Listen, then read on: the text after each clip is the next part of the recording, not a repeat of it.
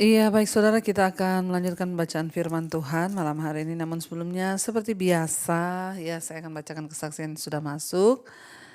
Shalom Ibu Debi, ya saya dari Surabaya. Ya, Ibu Dewi dari Surabaya. Dan kesaksiannya, ya saya mengalami mujizat. Karena mujizat itu sering sekali saya alami dan pujilah Tuhan. Seperti biasa saya mau bersaksi Bu, bukan karena hebatnya iman saya, tapi karena Tuhan kita yang hebat, yang baik dan Dia layak mendapatkan pujian, hormat dan kemuliaan. Amin. Saya mengalami sakit kepala sebelah kanan dan sangat mengganggu aktivitas saya. Seperti biasa saya tahan rasa sakit ini tanpa minum obat karena saya berusaha semaksimal mungkin untuk tidak bergantung pada obat-obatan supaya tidak menjadi dosis yang lebih tinggi atau ketergantungan. Pekerjaan saya pun jadi mundur karena sakit kepala ini, apalagi dibarengi dengan cuaca yang begitu panas. Hingga ketika semalam saya on time ikut mesbah doa, dan di akhir doa seperti biasa ibu berkata, pegang di bagian yang sakit. Saat itu saya ikutin dan saya imani, saya pegang kepala kanan saya, lalu saya perkatakan di dalam nama Tuhan Yesus, saya akan mengalami kesembuhan dan kuasa Tuhan bekerja. Saya yakin dan percaya tidak ada kuasa lain yang lebih melebihi kuasa Tuhan dalam hidup saya. Dengan iman saya katakan, saya percaya saya disembuhkan atas segala sakit penyakit, darah Tuhan Yesus menyembuhkan. Saya berkatakan amin, amin, amin. Puji Tuhan Bu, ya malam itu berangsur-angsur sakit kepala saya mereda dan masih sakit Bu. Dan paginya waktu bangun saya tidak sadar kalau ternyata sudah tidak sakit lagi. Namun saya merasa sangat ngantuk dan akhirnya saya telat ikut mesbah syukur. Tapi puji Tuhan setelah mesbah saya baru sadar ternyata sakitnya itu sudah hilang.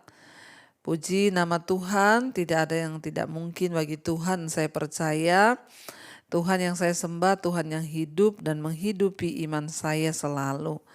Tuhan Yesus memberkati, terima kasih kepada Tuhan Yesus. Melalui Ibu Debi saya merasa semakin dekat dengan Tuhan. Saya juga terus melatih diri untuk lebih dulu membaca firman Tuhan. Bahkan saya membaca perikop demi perikop sebelum dibahas di mesbah doa. Dan puji Tuhan supaya saya lebih memahami karena ternyata membaca Alkitab itu seru apalagi tentang Israel. Jadi saya sering ngomong sendiri saat membaca. Sekali lagi terima kasih Ibu, Tuhan Yesus memberkati Ibu sekeluarga dan seluruh tim mesbah doa. Amin, puji Tuhan ya, tidak ada perkara yang mustahil bagi Tuhan. Memang betul ketika kita mau berserah, mau percaya maka Tuhan itu sanggup. Kita akan melanjutkan pembacaan firman Tuhan malam ini. Saudara, kemarin kita sudah selesai dengan ulangan pasal yang ketiga, ayat yang pertama sampai dengan ayat yang ke-11. Tentang bagaimana riwayat ya Tuhan menyerahkan peperangan melawan Og Raja ya Basan. Dan Tuhan yang sudah mengatur ya, kita belajar kemarin sekalipun Israel ini bukan bangsa yang terlatih memiliki pasukan tentara yang terlatih karena mereka selama di Mesir itu menjadi budak, mereka tidak pernah latihan perang dan mereka harus melewati bangsa-bangsa yang negaranya itu berkubu, kotanya berkubu, tembok-temboknya tinggi, bahkan para prajuritnya terlatih untuk berperang, tapi Tuhan ya menyerahkan semua bangsa-bangsa itu ke tangan mereka dan Tuhan memberikan kemenangan karena Tuhan yang menyertai.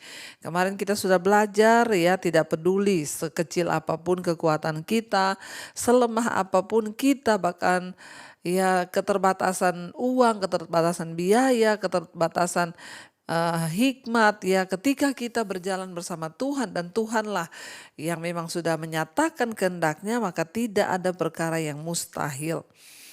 Baik, kita akan lanjutkan sekarang ulangan pasal yang ketiga. Kita masih di ulangan pasal yang ketiga, sekarang ayat yang ke-12. Riwayat penyerahan daerah sebelah timur Sungai Yordan, ya. Adapun negeri itu telah kita duduki pada waktu itu mulai dari Aroer yang di tepi sungai Anon beserta setengah dari pegunungan Gilead dan kota-kotanya aku berikan kepada orang Ruben dan orang Gad. Dan yang masih tinggal dari Gilead beserta seluruh Basan, kerajaan Og yakni seluruh wilayah Argob, aku berikan kepada suku Manasye yang setengah itu. Seluruh Basan ini disebut negeri orang Refaim.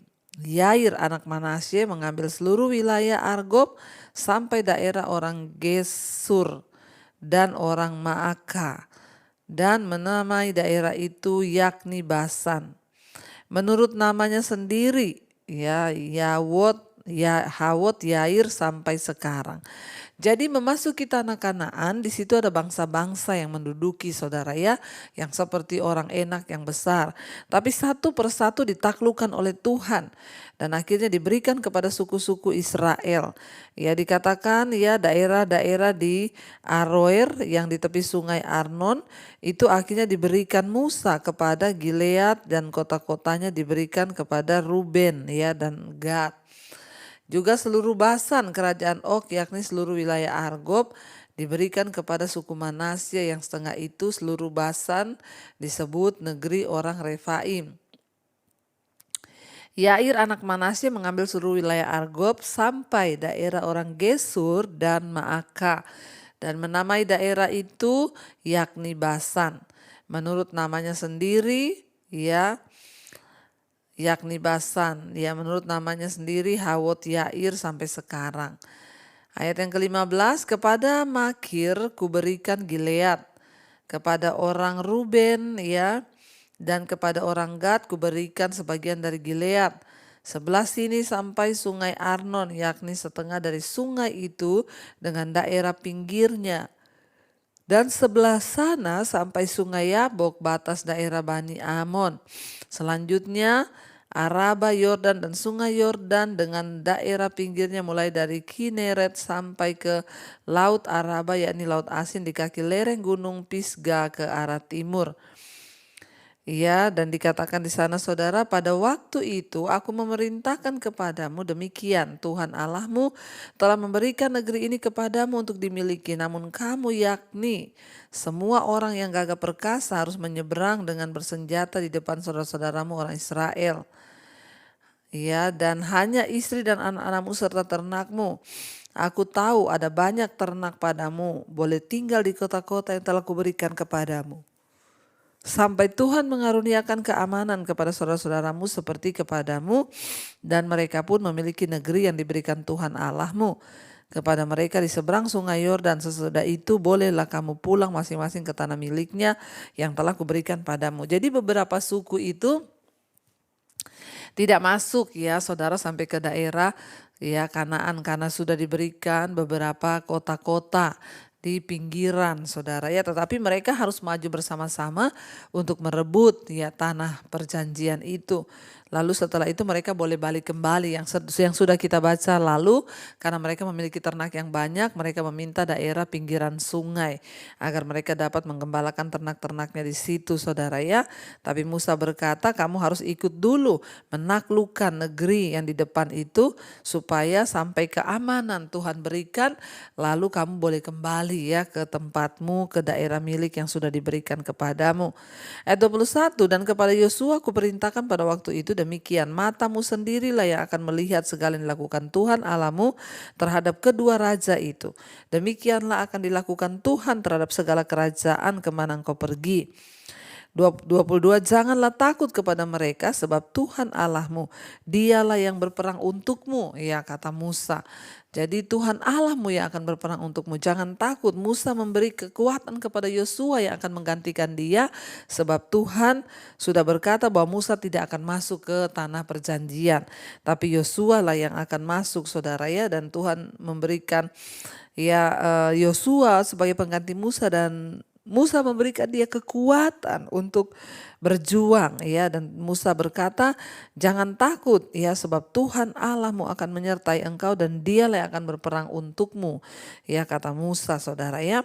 Jadi kita melihat di sini Saudara, ya, betapa merupakan berita yang membesarkan hati bagi Yosua yang harus memimpin orang-orangnya melawan kekuatan-kekuatan yang di depan mereka, kekuatan yang jahat, yang gigih ya, untuk menduduki tanah perjanjian.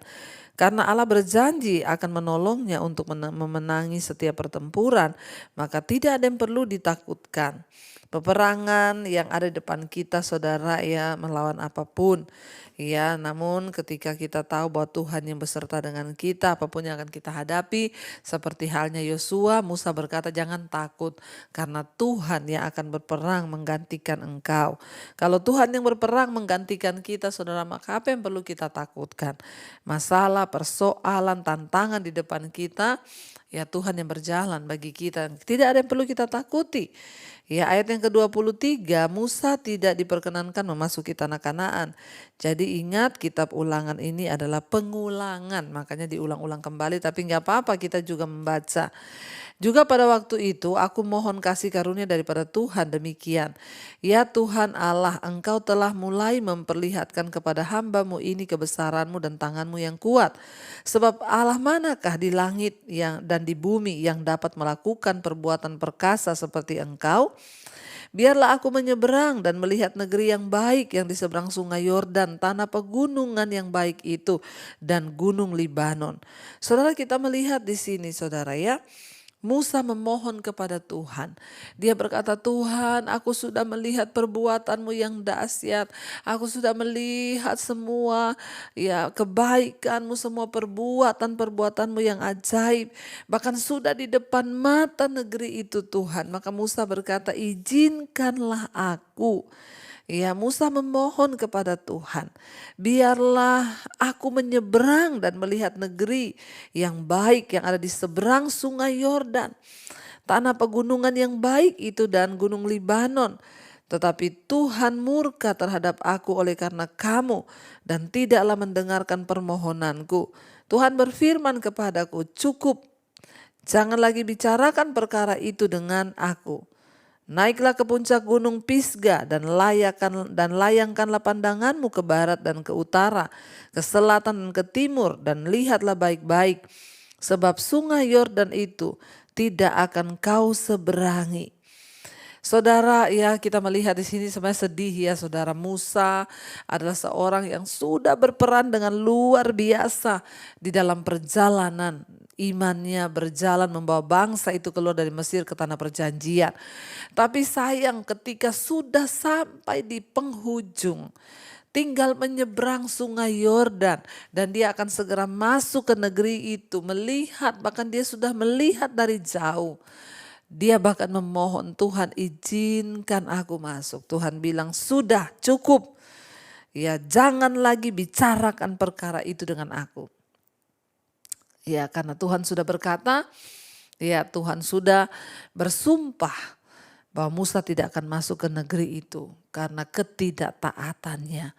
Saudara, ya di dalam kita mengiring Tuhan, dalam kita melayani Tuhan, mungkin ya ada begitu banyak kejatuhan yang kita lakukan, ya ketidaktaatan. Dan ya Tuhan tetap berkenan kepada Musa. Dan Tuhan tahu itu karena kejatuhan Musa, dia emosi karena bangsa itu. Tetapi ya akibat dari ketidaktaatan itu selalu adalah konsekuensinya. Musa nggak bisa melihat tanah perjanjian. Mungkin ketika kita mengiring Tuhan ada banyak kesalahan yang kita buat, ya ketidaktaatan yang fatal. Ya, itu akan menyebabkan kita mungkin tidak menerima jawaban-jawaban doa kita. Seperti halnya Musa, dia bahkan memohon ketika sudah di ujung. "Tuhan, izinkan aku masuk." Tapi Tuhan bilang, "Sudah, ya cukup, jangan lagi bicarakan hal itu." Jadi sampai akhir hayatnya Musa tuh gak lihat jawaban doanya dikabulkan Tuhan. Dia meminta loh kepada Tuhan, tapi Tuhan gak jawab. Saudara, kita belajar dari kisah ini. Tapi Musa Berkenan gak kepada Tuhan? Tetap berkenan. Tuhan tetap menerima dia. Tetapi konsekuensinya dia gak bisa lihat tanah perjanjian. Jangan sampai karena ketaatan kita tidak bisa melihat janji Tuhan dalam hidup kita, saudara. Waktu kita minta ampun, diampuni gak? Diampuni. Tapi kita gak pernah melihat janji-janji Tuhan digenapi dalam hidup kita. Sehingga kita tidak menikmati segala yang baik itu. Tuhan berkata cukup. Ya sudah, jangan lagi engkau bicarakan perkara itu dengan aku. Naiklah ke puncak gunung Pisga dan layangkanlah pandangmu ke barat dan ke utara, ke selatan dan timur. Dan lihatlah baik-baik sebab sungai Yordan itu tidak akan kau seberangi. Dan berilah perintah kepada Yosua, kuatkan dan teguhkanlah hatinya. Sebab dialah yang akan menyeberang di depan bangsa ini. Dan dialah yang akan memimpin mereka sampai mereka memiliki negeri yang akan kau lihat itu. Demikianlah kita tinggal di lembah di tentangan Bet Peor. Saudara yang terkasih, ya Allah sudah menjelaskan bahwa Musa tidak akan memasuki tanah perjanjian. Karena itu Allah menyuruh Musa menugaskan Yosua sebagai pemimpin baru yang akan menggantikan dia dan mendorong semangatnya dalam peran yang baru ini. Ini merupakan contoh yang baik ya bagi kita, saudara. Ya, kita lihat di sini Musa bisa kepahitan sebenarnya. Kepahitan sama Yosua, kepahitan sama Tuhan. Ya, engkau bagaimana Tuhan? Kenapa engkau sudah menyuruh aku melakukan ini tapi di ujung ya engkau tidak mengizinkan aku masuk. Saudara, ya tapi Musa orang yang luar biasa, sekalipun Tuhan tidak mengizinkan bahkan tidak mendengarkan doanya. Ya tapi dia tetap percaya pada Tuhan, bahkan sampai dia mati pun dia tidak meninggalkan Tuhan, dia tidak mencela Tuhan. Karena iman percayanya, mungkin juga kita tidak melihat jawaban-jawaban doa kita. Tapi mari kita belajar seperti Musa.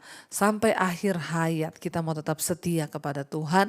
Kita mau tetap berpegang kepada firman-Nya dan janjinya agar kita boleh melihat kekuatan demi kekuatan. Sekalipun kita nggak lihat jawaban doa kita. Tapi kita percaya bahwa Tuhan adalah tempat tujuan hidup kita sampai pada garis akhir. Jangan pernah kecewa, jangan putus asa, jangan berkecil hati, tetaplah percaya dan berserah pada Tuhan. Mari kita tundukkan kepala, kita akan berdoa. Terima kasih Bapa, kami belajar malam ini dari kisah hidup Musa. Bagaimana dia memohon kepada Tuhan untuk dapat masuk ke negeri itu. Namun Tuhan berkata cukup, jangan lagi engkau bicarakan masalah ini. Sungguh luar biasa hati Musa yang terus berbesar hati sebab dia punya iman percaya bahwa Allah yang dia sembah, Allah yang sudah menjamin kehidupan dalam kekekalan. Mungkin ada hal-hal di hidup ini yang Tuhan tidak izinkan kami melihat keindahan, tapi kami percaya sampai pada kekekalan ada satu negeri keabadian yang lebih indah dari bumi ini, yaitu tanah surgawi yang Tuhan janjikan. Ajar kami terus berbesar hati sekalipun kami belum melihat jawaban doa kami tak percaya dan berserah bahwa hidup yang kekal itu lebih dari indah dari segala-galanya. Terima kasih Bapa, berkati setiap anak-anak-Mu, mereka yang mungkin hari ini sedang tawar hati, kecewa. Tuhan, bangkitkan kembali iman kami. Biarlah kami terus melihat hanya kepada Tuhan, bahwa Engkau Tuhan yang tidak pernah mengecewakan. Sekalipun mungkin keadaan di hidup kami terserasa mengecewakan, tapi kami mau belajar percaya bahwa Tuhan tidak pernah mengecewakan. Berkati setiap anak-anak-Mu hari-hari ini Tuhan, yang terus mencari Engkau. Berkati dalam rumah tangga, keluarga, suami, istri, anak-anak, semuanya hidup dalam takut akan Tuhan. Berkati yang sedang terbaring sakit, biarlah kami percaya ada kesembuhan terjadi. Kami memohon kepada Tuhan, datanglah kerajaan-Mu, jadilah kehendak-Mu atas hidup kami seperti di sorga. Tuhan memberkati juga setiap mereka yang terikat dengan dosa-dosa, kenajisan, percabulan, homoseksual, lesbian, perselingkuhan, rokok, minuman keras, obat-obatan terlarang, narkoba, obat tidur. Kami berdoa putuskan dalam nama Yesus. Judi yang terikat dengan film porno dibebaskan dalam nama Yesus. Engkau juga melepaskan setiap anak-anak yang terikat dengan ketakutan, kekhawatiran, kecemasan. Tolak, patahkan, hancurkan dalam nama Tuhan Yesus. Kau memberkati juga Bapa untuk setiap anak-anak-Mu yang hari-hari ini terikat dengan kepahitan, intimidasi iblis, ketakutan. Dalam nama Tuhan Yesus kami berdoa kelepasan yang dari Tuhan menjadi milik bagian kami. Bapak berkati setiap mereka rindu punya keturunan, bukakan kandungan yang tertutup dalam nama Yesus. Anak keturunan ilahi Tuhan berikan. Kami juga berdoa untuk setiap mereka yang hari-hari ini Tuhan mencari pekerjaan, yang kesulitan keuangan. Tuhan berikan yang terbaik ketika kami bertobat. Kau juga memberkati setiap mereka yang terlilit masalah hutang piutang, yang ingin menjual aset. Kami tahu jalan di depan kami, Tuhan bukakan asal kami hidup sungguh-sungguh berkenan kepada Tuhan.